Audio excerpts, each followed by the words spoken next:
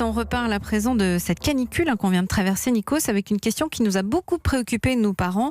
Nos écoles sont-elles construites pour faire face à ces changements climatiques ? D'autant plus qu'il a fallu fermer 4000 écoles vendredi, jour du pic de chaleur. Chiffre donné par le Premier ministre lui-même, Édouard Philippe. Alors, comment se prépare-t-on aux étés chauds à venir ? Bonjour Virginie Salmen. Bonjour. Vous êtes spécialiste éducation pour Europe 1. D'abord, est-ce qu'on sait combien d'écoles n'ont pas de bonne isolation thermique ? Alors non, on ne le sait pas puisqu'il n'y a aucun inventaire des 63 000 bâtiments scolaires à ce jour.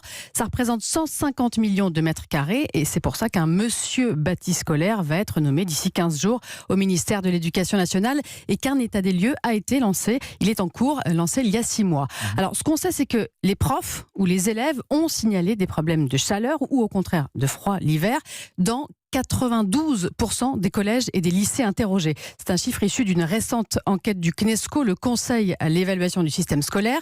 Les bâtiments qui posent problème, disons la bête noire des personnels, ce sont, vous savez, les fameux collèges ou écoles paillerons à structure métallique. Il en reste quelques-uns, mais aussi beaucoup de ces écoles construites après, dans les années 70-80, avec une isolation très légère, pas suffisante du tout pour les 40 ou 45 degrés que les élèves doivent supporter dans certaines régions. Alors finalement, les écoles dans lesquelles il fait bon étudier en ces jours de forte chaleur, eh bien, ce sont les écoles du 19e siècle, avec des murs très épais ou même, par exemple en Bretagne, des cloîtres transformés en écoles. Les murs de pierre qui gardent effectivement l'ombre et la fraîcheur. Ouais. Est-ce qu'il existe aujourd'hui des constructions plus récentes, adaptées aux fortes chaleurs ? Est-ce que ça marche ? Alors oui, ça existe, mais c'est cher. Par exemple, Saint-Antonin-Nobleval, un tout petit village du Tarn-et-Garonne, 2000 habitants, qui a investi 3,8 millions d'euros dans son école.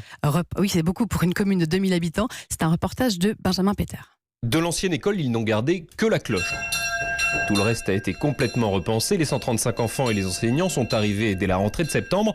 Et Barbara Delpech, la directrice, ne regrette vraiment pas ses anciennes salles de classe. Il n'y avait pas d'isolation, une grande verrière qui gardait beaucoup la chaleur. Donc ça faisait un espèce de sauna en plein milieu des classes. Très difficile de faire circuler l'air en période de chaleur. Et là, c'est nettement mieux au niveau de la température. Le vendredi après-midi, quand il faisait très chaud, dans ma classe, il faisait 27 en fin de journée. Alors que dehors, c'était très chaud. On a l'impression qu'il faisait frais dans l'école. Si le bâtiment parvient à garder cette fraîcheur, même au plus fort de la canicule, c'est d'abord parce qu'il est constitué à 80% de bois. Les baies vitrées sont en triple vitrage.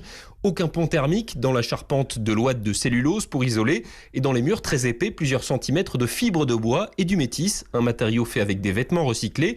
Enfin, tout un système de ventilation veille à conserver une température quasi constante, comme l'explique l'adjointe aux affaires scolaires, Jannick Pavageau. Il n'y a pas la clim, mais il y a un système de traitement de l'air. L'air est introduit, filtré, il est réparti dans les pièces, et la nuit, il y a une ventilation qui se fait automatiquement. Il y a des oscillateurs battants et le matin à 6-7 heures ça se referme, ce qui fait que on garde toujours ce côté tempéré. Et ça fonctionne aussi en hiver puisque l'école n'est pas équipée de chauffage. C'est cette ventilation qui permet là aussi de réchauffer les salles de classe.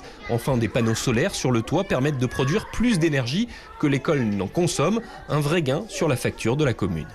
Alors, on ne peut pas construire des écoles neuves partout, ça coûte cher. Qu'est-ce qu'on peut faire, Virginie Salmen, pour améliorer les bâtiments qui existent déjà ? Alors, j'imagine que vous pensez tout de suite à la climatisation. Par exemple ? Alors, oubliez, les maires que j'ai interrogés sont contre d'abord parce que c'est irresponsable écologiquement, disent-ils, et puis aussi parce que ça coûte trop cher, il faut bien le dire. Alors, c'est un casse-tête vraiment parce qu'une isolation optimale, ça se pense dès la construction. Donc, certaines communes envisagent par exemple d'appliquer des films teintés sur les grandes baies vitrées ou bien encore d'équiper chaque classe de ventilateurs, ça se fait par exemple à Paris, mais pour être efficace, à défaut de détruire pour reconstruire, il faudrait au moins faire une isolation extérieure des murs pour ne pas perdre de place. Là encore, le coût est élevé. Une certitude, les maires, les départements, les régions vont devoir mettre la main à la poche dans les mois ou les années qui viennent.